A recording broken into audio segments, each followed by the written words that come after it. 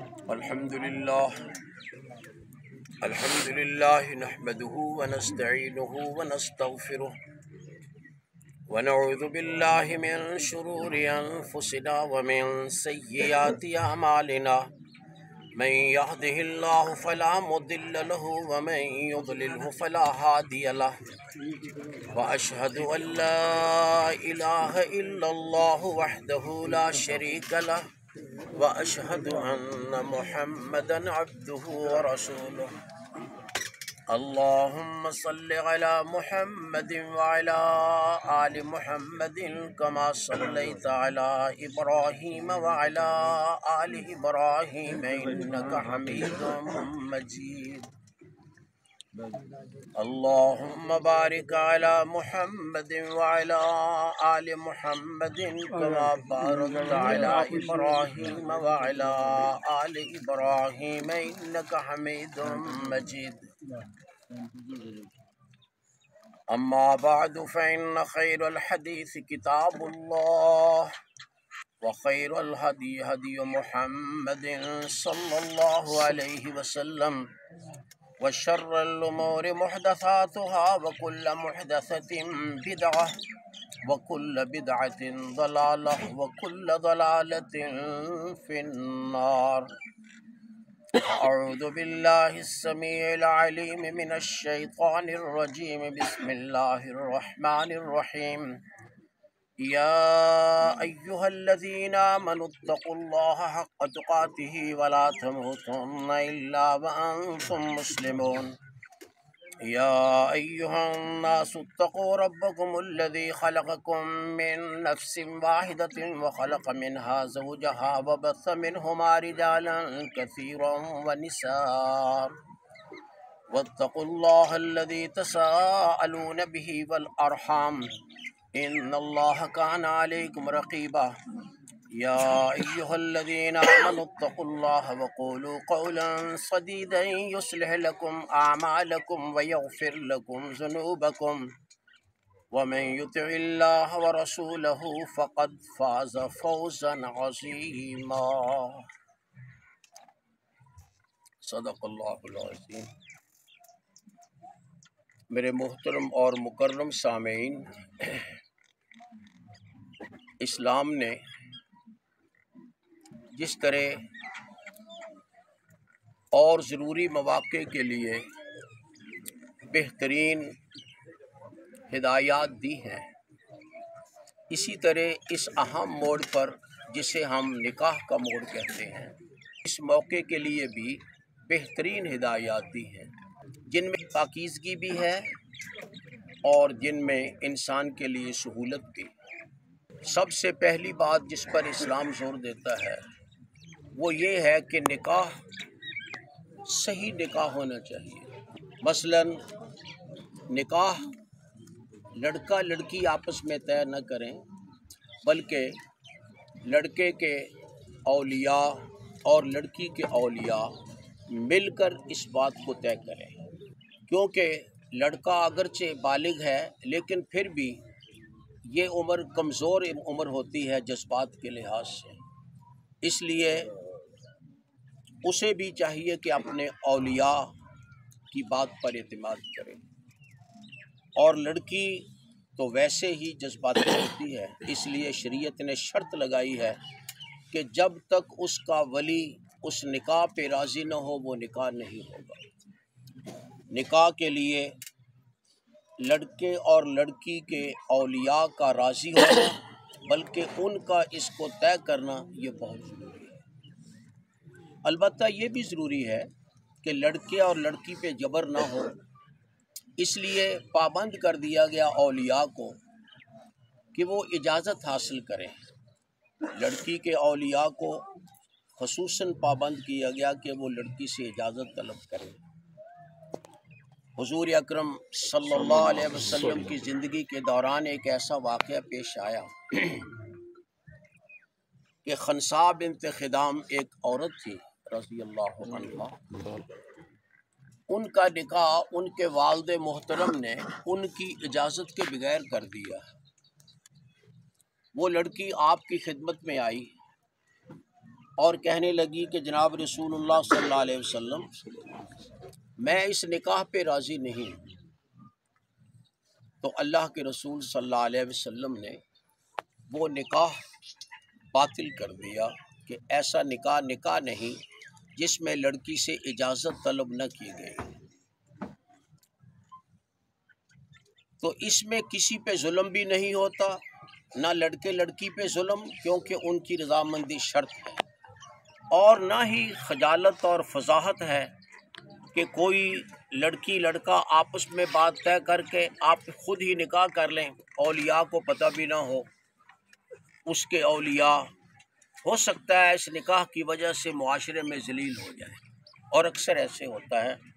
اور یہ بھی یاد رکھیں کہ اس قسم کے نکاح عموماً ناکام ہوتے ہیں، ان کا انجام لڑائی، بھڑائی، قتل اور اس جیسے بہت سے خراب معاملات پہ ہوتا ہے۔ طلاقیں بھی وہی ایسے نکاحوں میں زیادہ ہیں جو نکاح لڑکا اور لڑکی آپس میں طے کرتے ہیں، اس کا انجام چند سال بعد طلاق ہوتا ہے۔ اس لیے شریعت نے پہلی بات تو یہ کی ہے کہ نکاح میں لڑکے لڑکی کی رضامندی بھی شرط ہے اور اولیاء کی رضامندی کی بھی شرط ہے۔ ظاہر ہے یہ پاکیزہ نکاح ہوگا جس کو اولیاء طے کریں گے، اس میں جذبات سے وہ خالی ہوں گے۔ دوسری بات کہ شریعت نے نکاح کو تقدس کا درجہ دینے کے لیے کہ ایک مقدس موقع ہے، یہ نکاح مسجد میں کرنے کا حکم دیا ہے کہ نکاح مسجدوں میں کیا جائے۔ مسجد نماز والی جگہ ہے، اور بہت ہی اچھی بات ہو اگر نماز کے بعد وہاں نکاح کیا جائے۔ اس بہانے وہ لوگ بھی نماز پڑھ لیں گے جنہوں نے شاید اس سے پہلے نہیں پڑھی یا پابندی سے نہیں پڑھتے۔ پھر اللہ کا نام لینا مشروع قرار دیا ہے کہ نکاح ویسے ہی نہیں کہ آپس میں نکاح کا ایجاب و قبول کر لیا جائے، بلکہ ایجاب و قبول سے پہلے اللہ تعالیٰ کی حمد ثنا، جناب رسول اللہ صلی اللہ علیہ وسلم پہ درود، قرآن مجید کی تلاوت، اور پھر لوگوں کو نصیحت، پھر دعا، اتنا کچھ کرنے کے بعد پھر جا کر ایجاب و قبول ہوتا ہے۔ یہ کتنا مبارک طریقہ ہے نکاح کے لیے، چونکہ یہ زندگی میں ایک اہم موڑ ہوتا ہے، اس کے ساتھ ایک نئی زندگی بنتی ہے۔ پہلے کچھ رشتہ دار تھے، ماں باپ بہن بھائی چچا تائے پھوپھی ماسی، یہ لوگ رشتہ دار تھے پہلے۔ اب اور بن جائیں گے، اتنے ہی رشتہ دار اور بن جائیں گے۔ یہاں تو خیر پہلے سے ہی رشتہ داری ہے، لیکن عموماً باپ کی جگہ سسر آ جائے گا، ماں کی جگہ ساس آ جائے گی، بھائیوں کی جگہ سالے آ جائیں گے، اور بہنوں کی جگہ سالیاں آ جائیں گی۔ پھر ان کے جتنے بھی رشتہ دار ہیں، خالہ ہے پھوپھی ہے، وہ سب رشتہ دار بن جائیں گے۔ صرف نکاح والے کے نہیں بلکہ باقی پورے خاندان کا دوسرے خاندان سے تعلق قائم ہو جاتا ہے۔ تو پہلے جو ذمہ داری تھی انسان پر صرف ایک خاندان کی، ایک گھر کی، اب وہ اس پر ڈبل ذمہ داری ہو جاتی ہے، دو خاندانوں کی، دو گھروں کی۔ اس لیے اس موقع پر خصوصی ہدایات بھی ارشاد فرمائی گئیں۔ جو آیات آپ تلاوت کرتے تھے ان آیات میں ایک بات مشترک ہے کہ اللہ سے ڈرو۔ اللہ کا ڈر ہو تو پھر تعلقات خراب نہیں ہوتے، ہر کسی کو اس کا حق دیا جائے، ماں باپ کو ماں باپ کا حق، بہن بھائیوں کو ان کا حق، بیوی کو اس کا حق، بچے ہیں تو ان کا حق، ساس سسر کو ان کا حق۔ یہ تمام حقوق ادا کرنے کی بنیادی وجہ اللہ کا ڈر ہے۔ اگر اللہ کا ڈر نہ ہو تو پھر انسان من مرضی کرتا ہے۔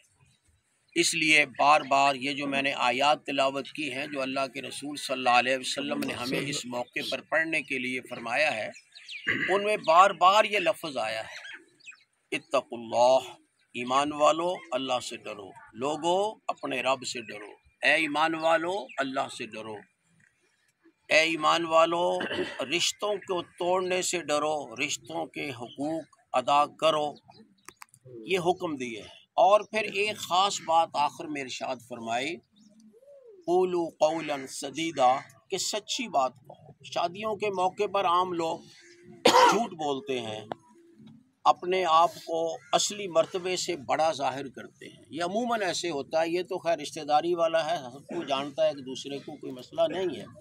اگر اجنبی ہو تو عموماً ایسا ہوتا ہے کہ کوٹھی کرائے کی کہہ دیتے جی ہماری کوٹھی ہے، اب وہ سمجھتا ہے کہ شاید ان کی کوٹھی۔ بعض لوگ تو نکاح کرنے کے لیے آتے ہی اس لیے ہیں، شہر میں آتے ہیں، کوٹھی کرائے پہ لیں گے، کوٹھی دکھا کر نکاح کریں گے، پھر گھر چلے جائیں گے۔ یہ فراڈ وغیرہ بہت پایا جاتا ہے، ذات کا فراڈ، قوم کا فراڈ۔ یہ اکثر جھوٹ بولا جاتا ہے، اپنی حیثیت پڑھ کر ظاہر کی جاتی ہے، جبکہ اسلام ریاکاری کے خلاف ہے، دھوکہ دہی کے خلاف ہے۔ اس لیے فرمایا سچی بات۔ یہ دو چیزیں، ایک اللہ کا ڈر اور ایک سچی بات، یہ اگر ہمارے اعمال میں آ جائیں تو اللہ تعالیٰ نے فرمایا یصلح لکم اعمالکم ویغفر لکم ذنوبکم، تمہارے تمام اعمال درست ہو جائیں گے۔ آپ دیکھ لیں ان دو چیزوں پہ عمل کر کے انشاءاللہ سب اعمال انسان کے درست ہوں گے، لوگوں کے سامنے والے بھی اور تنہائی والے بھی۔ تنہائی والے اعمال کو صرف اور صرف اللہ کا ڈر ٹھیک کر سکتا ہے، اس کے علاوہ کوئی قانون، کوئی ضابطہ، کوئی سزا انسان کے تنہائی والے امور کو ٹھیک نہیں کر سکتا۔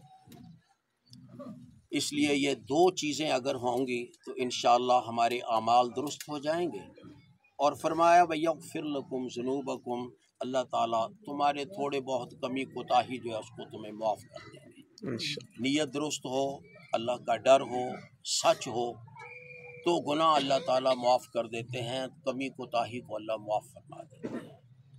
اور آخر میں ایک بڑا اصول بیان فرمایا وَمَن يُطِعِ اللَّهَ وَرَسُولَهُ فَقَدْ فَازَ فَوْزًا عَظِيمًا، کہ جو شخص اللہ اور اس کے رسول کی اطاعت کرے گا اس نے یقیناً بہت بڑی کامیابی حاصل کی۔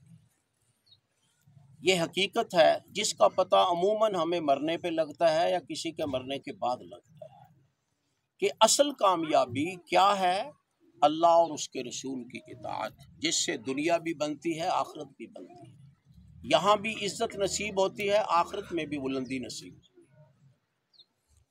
باقی رہی اور طریقوں سے کامیابی حاصل کرنا، وہ دیر پا نہیں ہوتی، وہ تھوڑی دیر کے لیے ہوتی ہے، بس اوقات اس میں دھوکہ ہوتا ہے۔ آئیے ہم حقیقی اور عظیم کامیابی حاصل کرنے کے لیے ان دو اصولوں کو اپنائیں کہ ہر حال میں اللہ سے ڈریں اور سچ بولیں، کسی بھی موقع پر جھوٹ نہیں بولیں۔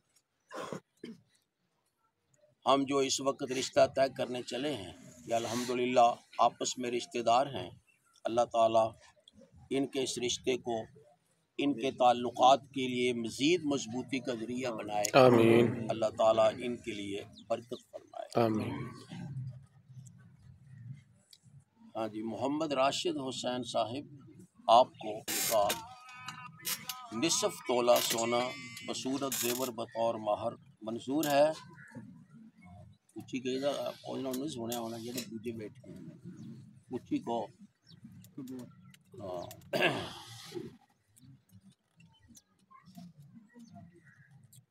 محترم میرے بھائی محمد حسین مرحوم کے بیٹے راشد حسین کا نکاح نصف تولہ سونا بصورت زیور بطور مہر مجلس کے اندر گواہوں کی موجودگی میں ولی کی اجازت سے طے کیا گیا۔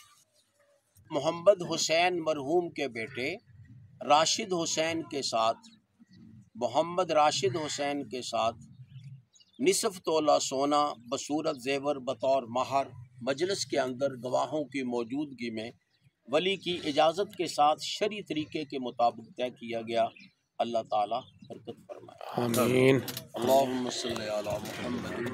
اللهم بارك لهما واجمع بينهما بخير اللهم بارك فيهما واجمع بينهما بخير اللهم ألف بين قلوبهم وأصلح ذات بينهم وانصرهم على عدوك وعدوهم اللهم اكفهم بحلالك عن حرامك وأغنهم بفضلك عمن سواك ربنا آتنا في الدنيا حسنة وفي الآخرة حسنة وقنا عذاب النار ربنا هب لنا من أزواجنا وذرياتنا قرة أعين واجعلنا للمتقين إماما وصلى الله تعالى على خير خلقه محمد وآلہ وأصحابہ اجمعین برحمتک یا ارحم الراحمین آمین۔